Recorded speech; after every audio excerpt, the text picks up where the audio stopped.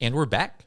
We're sitting here today with the man behind the cannabis beverages and products that you can find at Modist, Andy Herzog. Andy, welcome. Thank you. Thanks for having me. Yeah, thanks so much for coming out today. Yeah. So sort of introduce yourself a little bit. I think a lot of people have been to Modist, tried the beverages, had the products, but maybe don't know the person who actually made them all happen. So tell us a little bit about yourself. That's given me a lot of credit. Technically, my business card says Cannabis Business Development, which means that I am just the catch-all for anything remotely cannabis related that comes across anyone's desk now to coordinate that. Come from a background in sales. Have been on our off-premise beer sales team for coming up on 6 years now. Worked a lot of liquor retail before that. So kind of gearing... That's my wheelhouse as far as where to put these things and what that market is looking for. How many years has it been since you got into the beer brewery industry? My first liquor store job was actually at the beginning of my senior year of high school, working for my best friend's dad's spot in North Minneapolis. So from couple days after my 18th birthday to now, it's all I know how to do. So, and honestly, all of this happening was a real shot in the arm, because I think there's a lot of fatigue in the craft brewing industry, kind of fallout from COVID, and I think there's a lot of burnout on that side. So to be able to have my other passion be able to fold really nicely, not only into that industry, but where I was already working is reinvigorating. Yeah, no, I was kind of getting down there. I needed a long vacation or to polish up a resume, and then this kind of came along at a really, really perfect time and out of nowhere. When did Modist jump into the THC game? So we were pretty quick, and shouts out to Thomas Thorpe over at Granny's. Showed up, I want to say July 6th after the initial hemp bill went through, knowing that I was at Modist, and immediately went to a beverage headspace and stopped by with samples of emulsion, and got me up to speed really quickly. I think if that was the 6th, I think we rolled our first batch of 10 out August 10th, maybe, of last year. So, and was that Rainbow Rush collab? This was straight up for Thomas at the time was at Superior Molecular, and just developing a beverage, and the Granny's collabs that we've done since then have kind of just come out of wanting to advance each other's brands. Like I said, owe a lot to him for, totally. I think a lot of our success came from how quickly we jumped in on it, and him being Johnny on the spot, Tommy on the spot. So you didn't have to deal with any of the cease and desist of 2021 that some of the breweries had. You came in after things were sort of cemented, hey, this is... this was fully, we have not had any legal issues. So yeah, there were other players. We had kind of done a non-brewing collab with Stigma on some of their CBD products. Was the closest we had edged into. They were dry hopping some of their oils with the same blend we use for DreamYard. Did you ever try that DreamYard CBD tincture? No, I never got a chance to try that one. That was my first experience at Modist. It was pre-pandemic for sure. 2019 maybe. Yeah. Jacob Fry was at Modist, and it was the product launch. I think it was right after MJ BizCon 2019. So just over 4 years ago, Modist was infusing the hops with the CBD through a Stigma product. It's a really fun project and cool guys to work with. And that was kind of first foray into that, but then hadn't really pushed past that in terms of beverage production because of the gray area around co-producing alongside beer. And I mean, that was a $65 product, so it's not like it wasn't was going to be in the business of selling CBD oils. I think. We had a minor liquor store present, but even that, because at the time too, that was a super sketchy gray area with you only have to hear one or two horror stories about somebody getting shut down or fined before you just say stand away from it. So the last year and a half been a really interesting time through obviously all of the changes in enforcement and letter of the law, who's interpreting it how. It's a long road. I don't know, thinking about it being a year and a half or whatever is the longest year and a half, like as far as something going totally sideways on a weekly basis. So take us back a little bit, because I think some people are curious about what it's like to be at a brewery that's very alcohol focused and then transition over to starting to produce cannabis products. I mean, what was it like internally at the company? Was there pushback, or was it pretty accepted as this is sort of the next chapter of what we need to be digging into? There was a little bit of skepticism, I think, from a few folks, both in production and maybe a third of ownership was initially like, are you positive that this is okay? And there was so little actual, without all of the legislation is so dense, all of the legalese is so complicated that, here's a 300-page document. I've highlighted a few sections, but here's this line in this paragraph, but we should really go all in and place this $40,000 order for emulsion. And, my friend Tommy said it's cool. Yeah. This guy said it's all right. I've known him since 8th grade. We should be Scoochie. But just the initial returns even on it. And I think having the established name behind it gave us an edge to get in. And so seeing what it did, right, the skeptics were quickly converted. And I mean, we've always been, I'm proud to work there because we've been a pretty progressively minded, active, vocal. I mean, the name itself, we are here to modify. So that's kind of whenever anybody pushes back too hard on something just because it's weird and new, we go, that's the point, man. And usually can move forward consensus. And for what it's added to the business and afforded us a ton of opportunities that go beyond revenue, that are more collaborative. I mean, we've got stuff coming up for our new event space that we're super excited about. And so, but take us through on the back end of things. Like, how much separation does there need to be, whether it's legally or process wise, internally? What could you share about that everyday people wouldn't know? Yeah, I mean, they run pretty side by side. The laws, we were able to work with a few people to make sure that final language really gave us a lot of leeway and ability to run them side by side.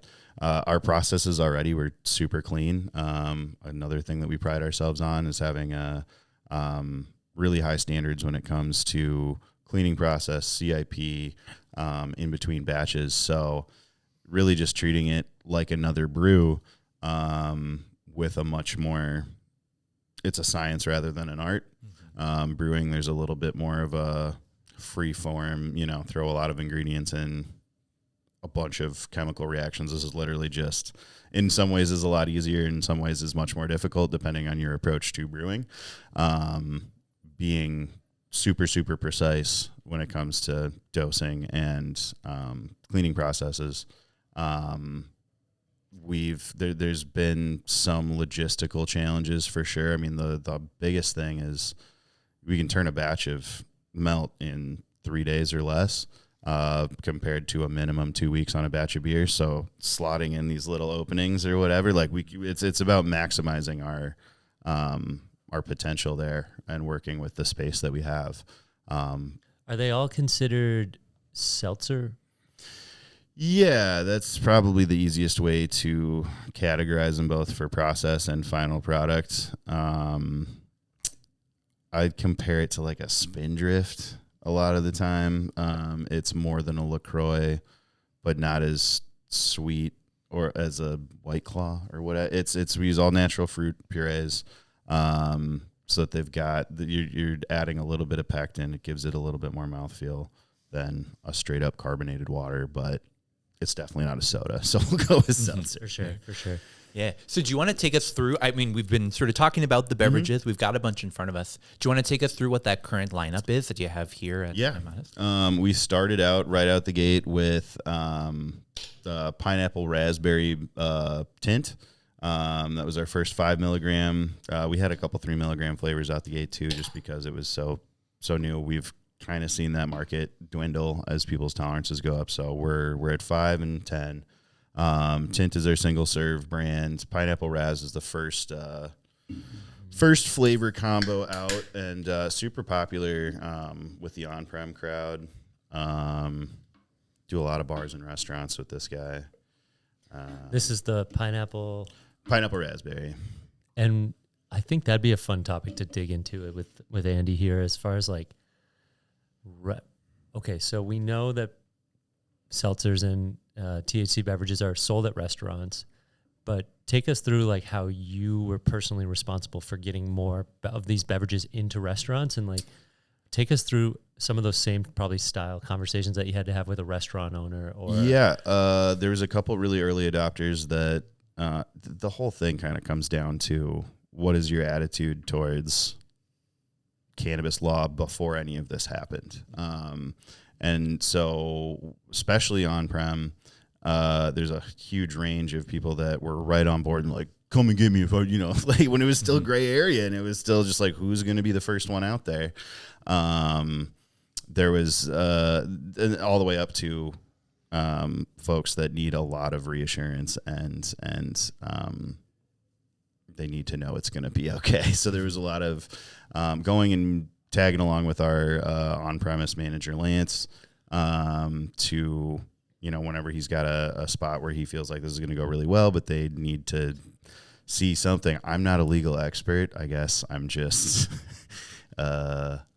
more reassured. I don't know if you can bring somebody that's not your salesperson who's got a management title. I guess he's the cannabis business development. We're actively going through legislation and in some of these working groups and saying, well, this is where it's at right now and it's looking really good. And so far, I mean, the feedback though has been great.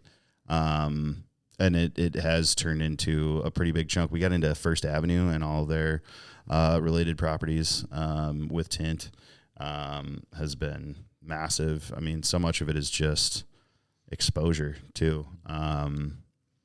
We'll definitely, I think, see more maybe business shift as some of these. It was surprising to get First Avenue because it's a fairly large corporate entity with multiple properties. And let's just take a minute to appreciate that, because I think some people forget, and it's become sort of just like the norm here. Mm-hmm. But you can buy and consume legal cannabis products at restaurants, at bars, at First Avenue. Like that's amazing. The Amsterdam of the U.S.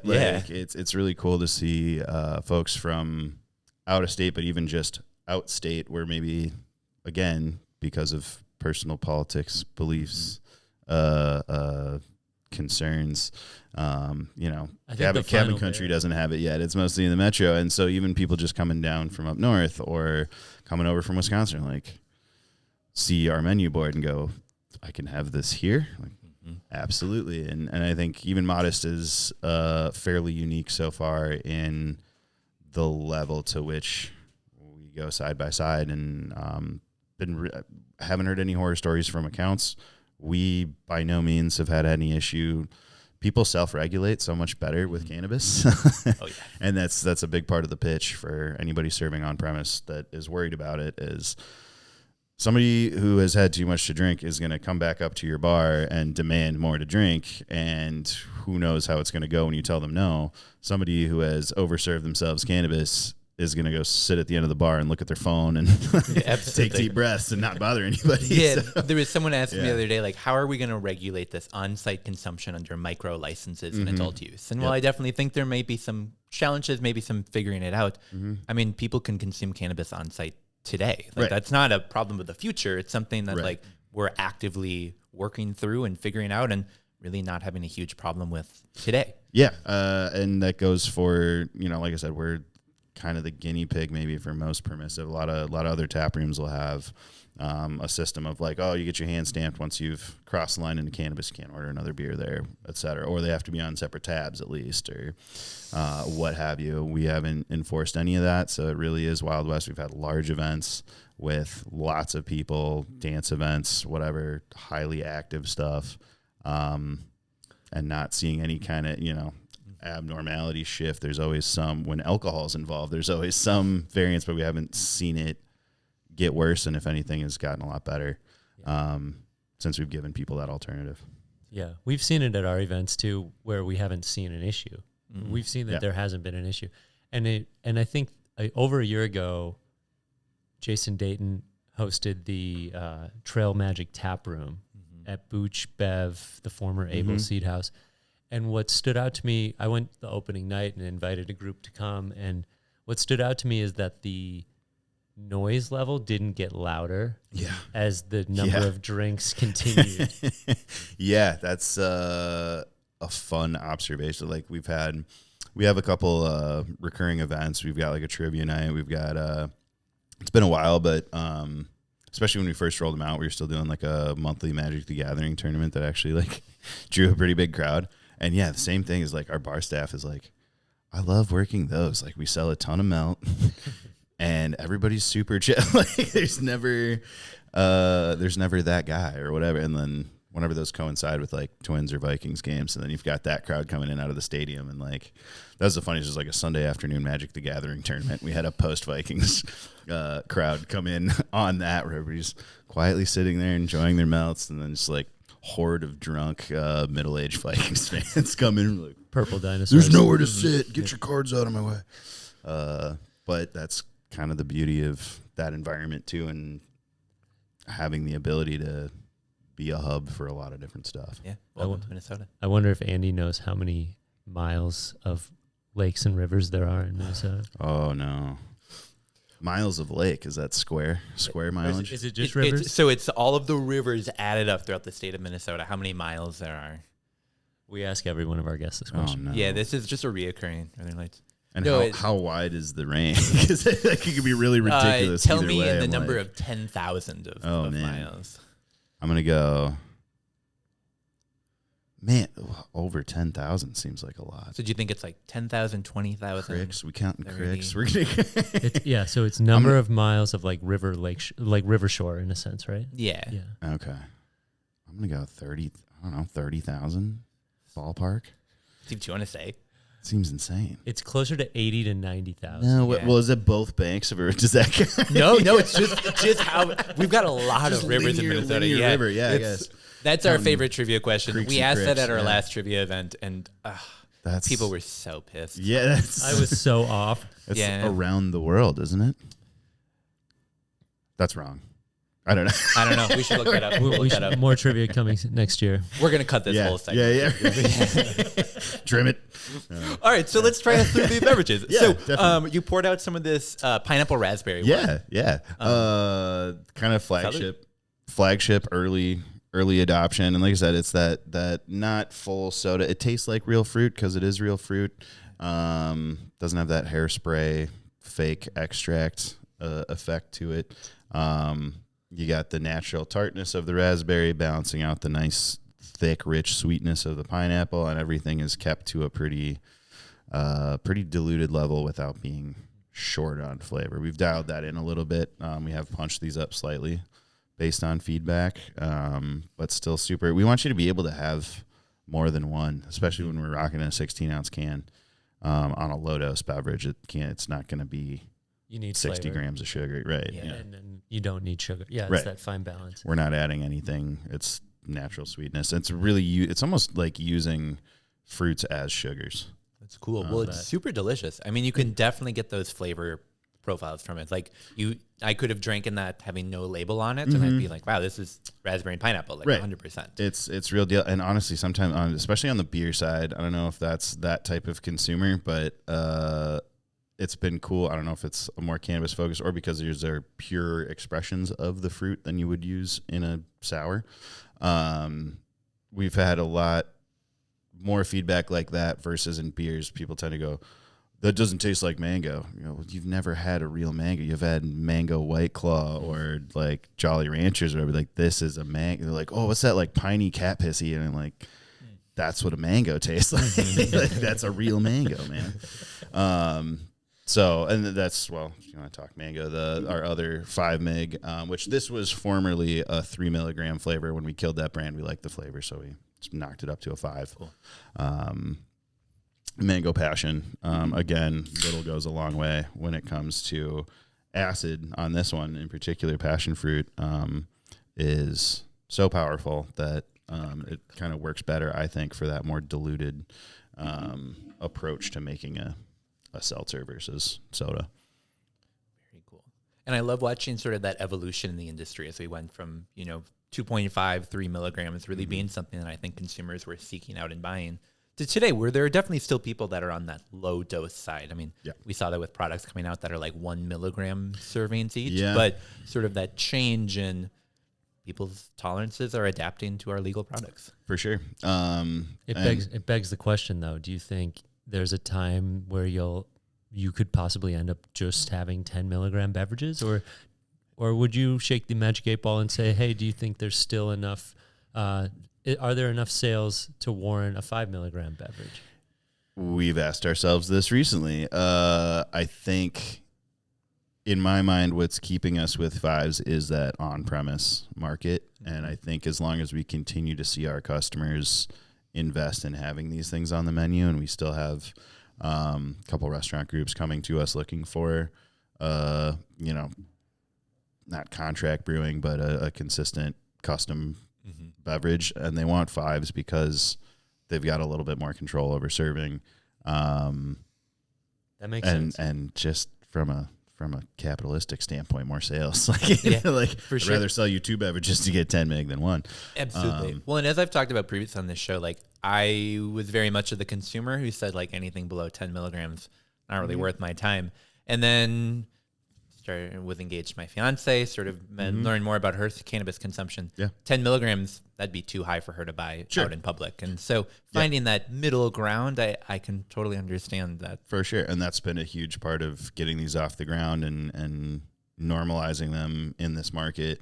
I got a lot right off the bat when we were just doing 3s and 5s in particular, and having a bunch of my customers that have known me, bought beer from me for half a decade already, going, well, do they work? Do they get you high? I go, well, not me. And it's on it, but I think it's still a great alternative. It's a social beverage. That's what I'd sell it more as for the folks that, like myself, daily smokers that, fat dabs. And then go 5 milligram beverage. But it's more about kind of making a different, more conscious choice, kind of to separate yourself from alcohol if that's something that's important to you. I know that's just working in that industry. That's a huge thing that a lot of fellow sales folks, brewers, whatever, have said, it's really nice having them around, because it's you get so used to the muscle memory of having a beverage in your hand all the time, social gatherings, parties, whatever. And for it to make it on a menu, from what I've heard in the non-alcoholic space, they need to be able to sell 2 of them. It's not worth putting on a menu if they can only sell 1, whether that's THC or non-alcoholic, straight up. Yeah. It should be a repeat. We're trying to create a familiar brand that feels at home in a setting alongside alcohol instead of alcohol. While also we make a lot of alcohol. So it's, I guess when you're talking about culture, shifting those gears, I think it has made maybe some of our staff and folks on production and development team more mindful of the fact of what the other half of the job entails, and kind of, I would say, bouncing those ideas both philosophically behind what are we doing here? What do we, what do we make? What are we about, quote unquote? I think there was a little bit maybe early on, we're a brewery, we make beer, we make alcohol. And you go, well, are you really going to bat for alcohol right now? For sure. If that's the difference, we make intoxicating beverages, right? If you're going to bat for alcohol in lieu of cannabis, even if you're not a huge user, just go well, I don't know, man. Do you feel good about that? Yeah. Well, and they can coexist for sure, but let's not knock one for the other, I guess. And I think what's been so cool that Modist has really set themselves apart with is you've not just been coming out with, hey, we've got a couple cannabis products, give them a try, sort of go from there. But you've been collaborating with some really big names in the industry and creating just some knockout products. I think of, you mentioned Tommy from Granny's earlier, but Dr. Dabbs is another one, like that maple sugar one. Yeah. So good. It's been cool. And again, I attribute so much of the success that Modist has had really just to the community I was already a part of before any of this. Like I said, I've known Tommy since 8th, 9th grade, probably 15-ish years. And Clement, I've known through friends for several, I don't know, another 7 to maybe almost 10. How long have you known Jesse Ventura? That's all thanks to you. That was actually a great face conversation that you had with him. Like that's been super cool and fun meeting with his team. That one's kind of in limbo, but yeah, just the amount of contacts and networking. Zach over at On Point, in talks with him, another guy I've known since high school. So much revolves around Hopkins High School. For real. I think people don't notice how many cannabis products today and brands are connected to this one graduating years of Hopkins High School. Always has, always will. Yeah. It's there's some legacy there.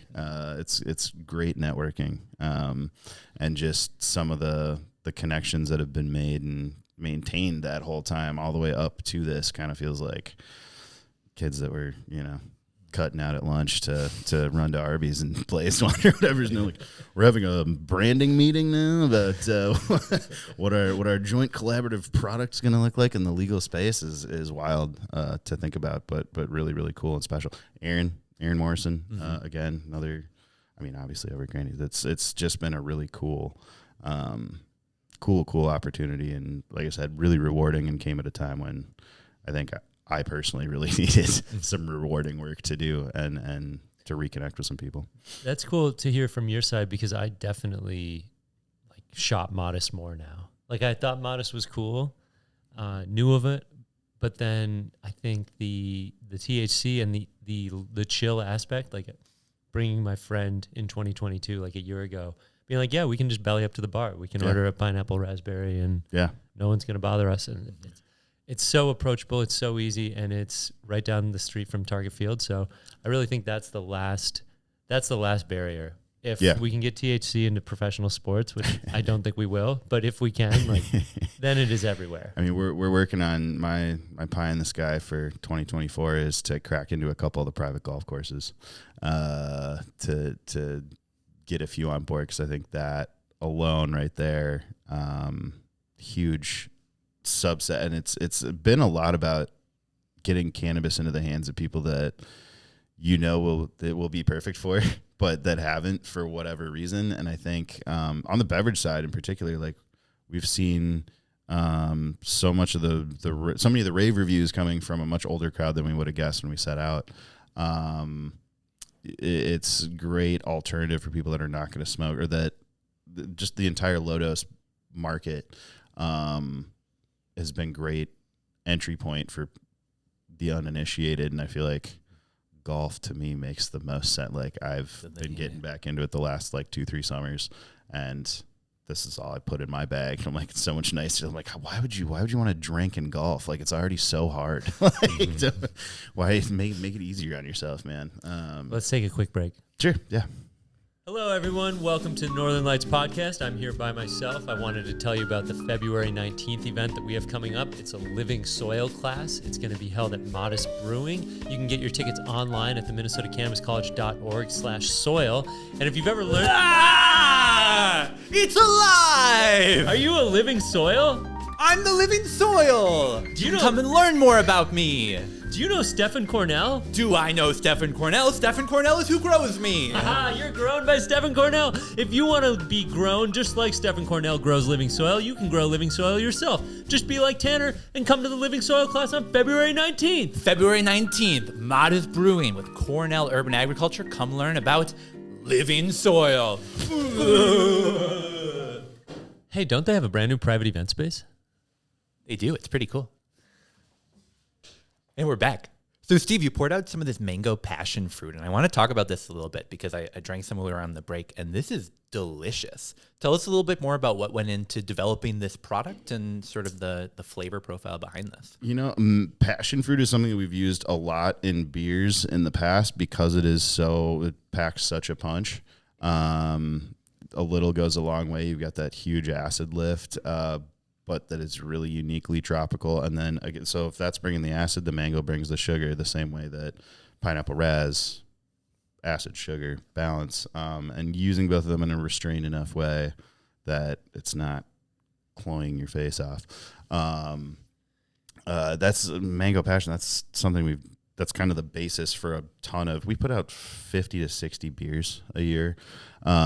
So we've done a lot of flavor combos, and a lot of them, the basis was mango passion. So early days, I mean, it was kind of just, you go with what you know and see what sticks. And really, really good response on this. And again, punched it up a little bit because early feedback was, it's really good. I just want more. Yeah, it's a little diluted in the beginning, I think. But it seems to me that what's allowing Modist to be successful is the fact that you guys are sticking with what you know, not trying to go too far out of your lane as it pertains to beer, but then kind of copy pasting as it pertains to THC. It's a wide lane that, with Modist being all about modification and trying weird stuff. I mean, we've made a chili cheese beer for Hormel. We were early in on the milkshake IPA craze that I'm personally very glad is over, but we killed it while it was happening. You know, we're doing we've done key lime pie beers. We've done every combination of tropical fruit you can imagine. We're getting into some really cool mixed fermentation, wild stuff. So it's a wide lane. We've got a lot of colors to paint with. Where would you like to go? Like, in your eyes, where haven't you gone yet? So the limitations of our equipment as it stands mean we've got to stay carbonated. There's not a ton of like coffee products that I'm seeing out there, or even coffee substitute. Like, I'm really interested in doing, we've played around to get deep into the nerdy technology stuff. Our mash filter really sets us apart on the brewing side. So we've got the ability to brew with any grain and any proportion. It's basically just a giant French press for flour. So we have done quite a few beers with oat milk as part of the base. I would love to do something. We were kicking it around with Granny's at one point, trying to come up with like a chocolate milk type situation. Okay. We'll have to get fitted for a nitro dropper before we can make something that isn't weird and gross, but it's still super fun too. To just like, let's make oat milk, throw a bunch of cocoa powder in it, and then use like a soda stream to carbonate it and see how disgusting that carbonic acid makes it. And the answer is pretty gross. Too gross to produce. But we learned stuff. And so I think just playing around, would really like to, again, once we break free of needing to carbonate stuff to maintain can pressure, then we're full tilt boogie. We're talking about cool chai stuff, like a traditional, like a clone of a traditional like bong, like a milk and honey type. Yeah, for sure. Super botanical, but non-dairy milk based product. Cool. But really sort of tying into the history of cannabis generally. That's really cool. That's kind of the angle on being able to do stuff like that. Our only limitation in my mind right now is carbonation. So once we get to that point where we're able to upgrade our canning line and branch out a little bit more, and that's a ton of R&D to do once that's in-house, but always looking ahead. Should we talk about some non-carbonated news? Sure. Yeah, absolutely. Can you tell us a little bit about your private event space that's opening up? Yeah. We really didn't add to the building, but reallocated space in a crazy way in the back. We got new offices and a 110 capacity, multi-level terraced event space that went live for booking in like early November. The really, really cool project. shook up a lot. That was the other challenge, like keeping up with demand on a bunch of this stuff while there's dust flying and we lose 15-20% of our production space. But it's open, it's beautiful. Got a couple really cool events planned with you guys and others on the cannabis side back there, and it's just been really cool to bring folks back there and show that to them. Yeah, February 17th, February 19th, February 29th. Yeah. Should we break some news? Sure. Yeah, let's absolutely do it, because we've got a big number of events coming up in February, and really some exciting ones, getting some education out and also just celebrating cannabis generally. Yeah, yeah. Which one should we talk about first? I mean, I think you two need to share with the audience what you've been up to. All right, I would love to. So that first event that we're talking about on the 17th is a pretty groundbreaking event for us at the Cannabis College. It's an exciting time to be able to figure out how we can collaborate with other people in the cannabis industry for education, but also for creating some really awesome products. You're expanding on the Northern Lights concept or the Northern Lights brand, which I know you push back. You say it's an educational tool, but this time around, I think you're growing the brand. Oh yeah. So Andy, we met a couple months back, actually at the launch of the event space. I was able to come out. Yeah. Granny's brought me out, sort of showed me a little bit, and we started talking about, some of the cool possibilities of the cannabis industry here in Minnesota, some of the things that we can be adding into beverages. And one of the ones that we both kept coming back to was not just putting the THC, not just putting the cannabinoids themselves in it, but really looking at that full profile and adding in more of that terpene side. Yeah, and that's a bold new frontier for us too, to be able to really double down on this is a cannabis product. And for me, it's a little bit of validation again from early days of especially on the mango passion, having customers go, I can kind of taste like weed. No, it doesn't. I'll give you something that tastes like weed. This is for you guys. Really looking forward to how complicated is that just to add terpenes? And again, we're gonna start rolling on some test batch stuff here probably next week and playing around. But I mean, Tanner, you'd really plunked it in our laps with doing a lot of the legwork on giving us at least a jumping off point, because I mean, I know just the expense of those extracts is like, to be able to just like play around with stuff you're going to throw away. No, absolutely. Much appreciated on the R&D there, because you did the hard part for us. Well, it's just been so cool being able to figure out how can we, like you said, take that flavor of cannabis that people have been saying they taste and say, no, but actually we are going to include that and really center it as something that's dominant. And, we picked the name Northern Lights for the podcast to really help illuminate the cannabis industry here in Minnesota. Yeah. But I mean, the reason we picked it is because it's one of those classic cannabis strains, that cannabis cultivars that people have been growing here in the States for decades. And we're excited to really bring that flavor out with the beverage that we're working with you on. So thanks for allowing us to really bring cannabis forward and tell people this is what this is beverage tastes like. Yeah. This is what you're tasting is emulsifiers that don't agree with you. This is what we taste like. Yeah. So a little over a month, like 5 weeks from when this podcast comes out, February 17th, that's the product launch date, and that's going to be at Modist Brewing in the regular tap room from 12 to 4. Yeah. So we don't want to talk too much about the specific flavors yet, but we will tease, Northern Lights, people can expect something that is going to be a familiar flavor to you, for sure. And help sell it out. Come on down to Modist Brewing in February. Help support the Minnesota Cannabis College. I have it at a bunch of events. We got it scheduled for a 20-barrel batch that we'll get about 200 cases out of.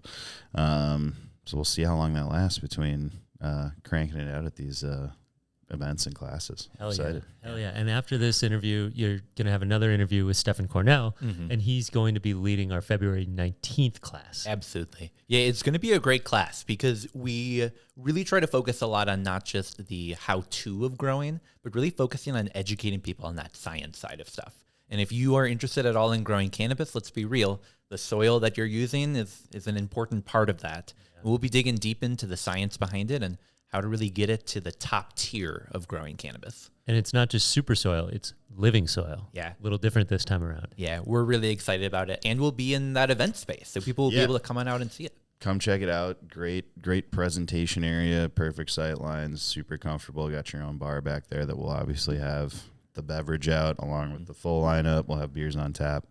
Whatever your speed is for learning, we'll have it ready for you. Super cool, Andy. We appreciate you having us and being able to do not just one, not just two, but 3 events. And I hope that it can be a recurring thing. I mean, that's kind of what we're all about when I'm trying to infuse into this part of our business, is focusing on the community aspect and just opportunities to make connections and grow some friendships, because that's what makes cannabis cool. Yeah. Again, if you need back to Hopkins class of 2010, if you need any better indication that it brings folks together and keeps them there, I want to lean into that for sure.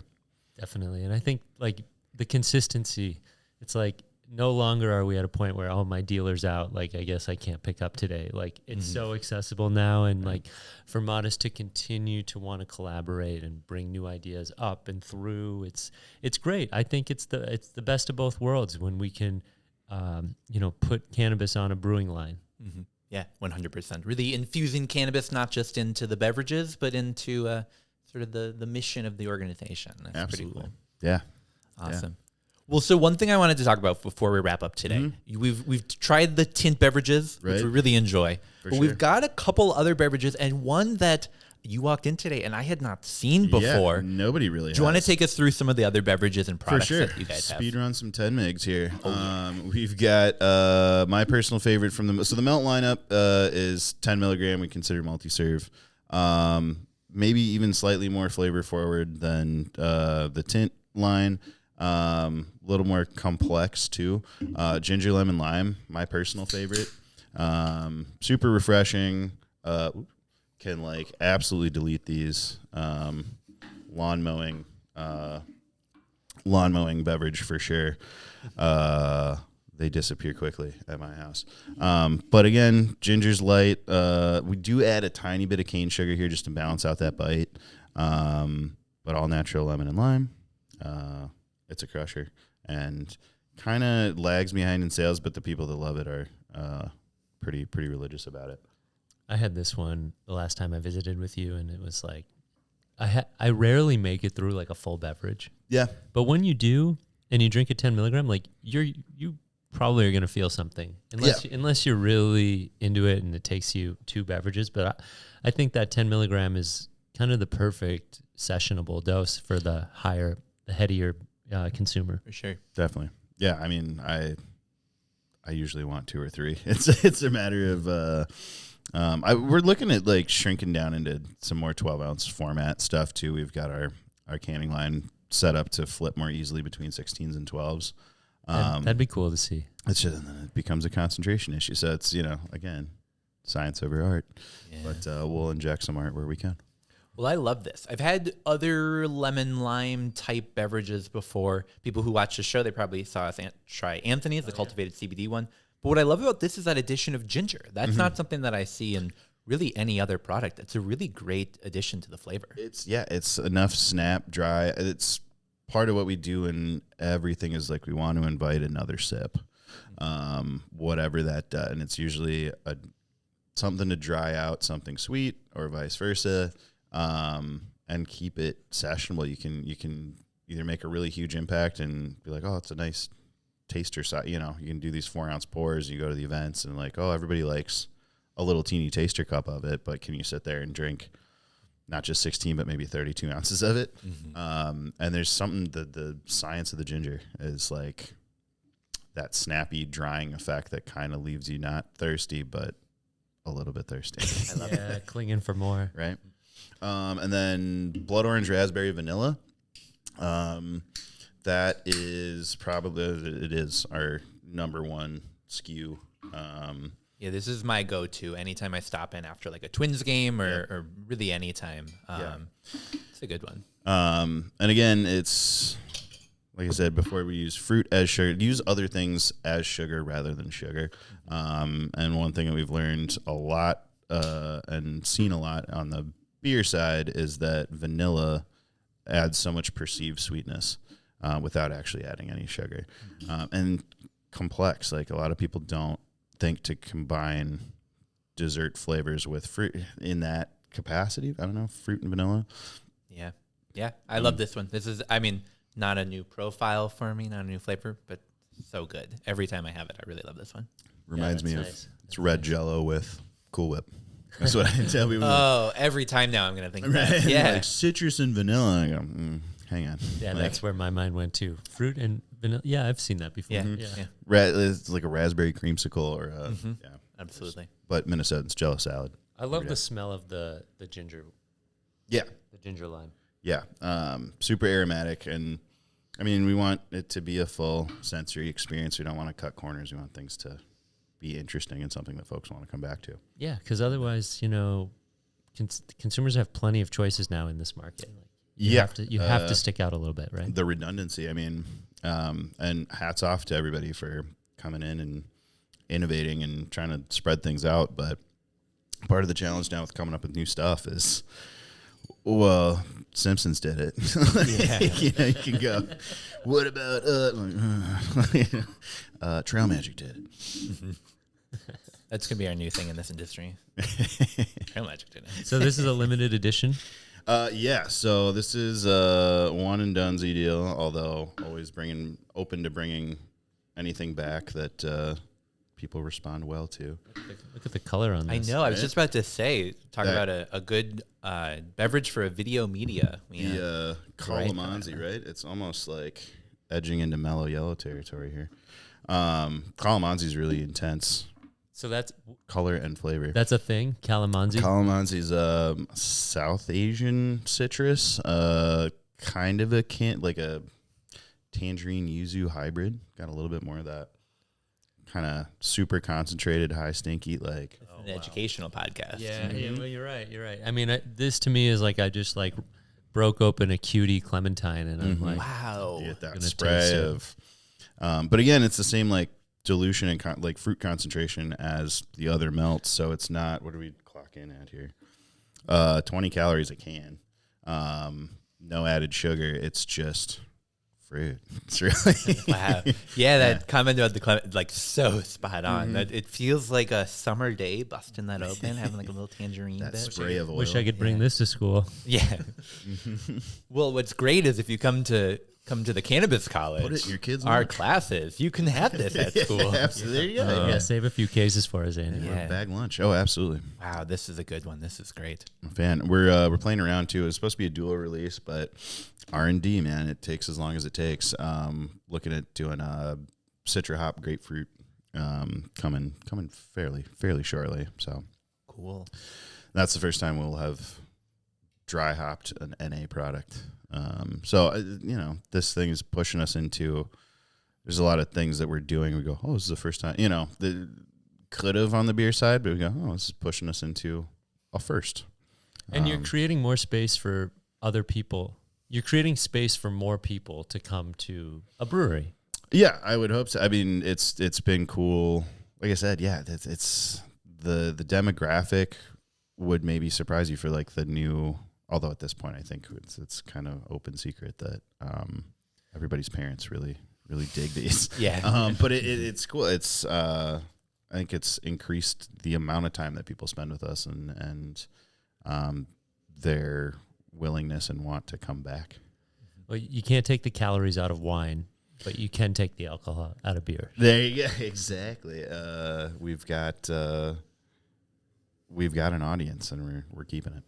Sweet. Well, you'll be seeing me at a trivia night sipping one of these. This is great. Yeah. I love this. Yeah. It's we've got a bunch of live comedy coming up too. Back in that event space, we've got plug some events for us. Yeah. It's gonna be. We're trying to keep it full because January, February is the slow season for beer for sure. So also having this to lean back on for dry January is massive. So we've always got drag events going on back there. We've got standing relationships with Queer Arts Collective. We just had Backyard Boombox in this past weekend. Was a blatter. Is that right? Weekend before. The holidays kind of. Yeah. The time is a flat circle. But we've got a bunch of, our class is coming up. There's quite a few like private corporate things back there, but we are always looking to book whatever. So, DJ nights, we've had a few, album release thing. It's a pretty decent, hip hop and spoken word space. If that's something anybody needs. Yeah, it's going to be a cool summer. And we also are working on closing on a new offsite warehouse that's going to offer so much open space for live events. Like, again, everything kind of comes back to wanting to bring people in and get some community events. I don't know, keep people a central part of the business. So that's right around the corner over by the farmers market off Lindale. I think by next summer, we're going to be having some large, like festival size parking lot shows, and opens it wide open too. Plenty of cannabis events, plenty of let's go consumption based cannabis events. 2024. Keep an eye peeled for next summer. Love that. Yeah. Well, so if people want to follow along, maybe hear about some of these events, where would you send them to learn more about Modist? Our Instagram is definitely the most active way to keep super up to date on what we're doing. Just at Modist Brewing on Instagram. We're on Facebook. I don't think we ever put anything on TikTok. And our website is always pretty good with the calendar, product finder there. If you're struggling to find us in stores, you shouldn't be though. Pretty everywhere. Well, Andy, thank you so much for coming out to Dabbler Depot today. We really appreciate you sharing more about your story and your background. And honestly, thanks for the spread here. We're sitting pretty at 11 a.m. Yeah. Oh, absolutely. Yeah. Kicking it off. Thank you so much for having me, and really looking forward to February and beyond, man. Yeah, it's going to be a great time. Awesome. Get your tickets today, everyone.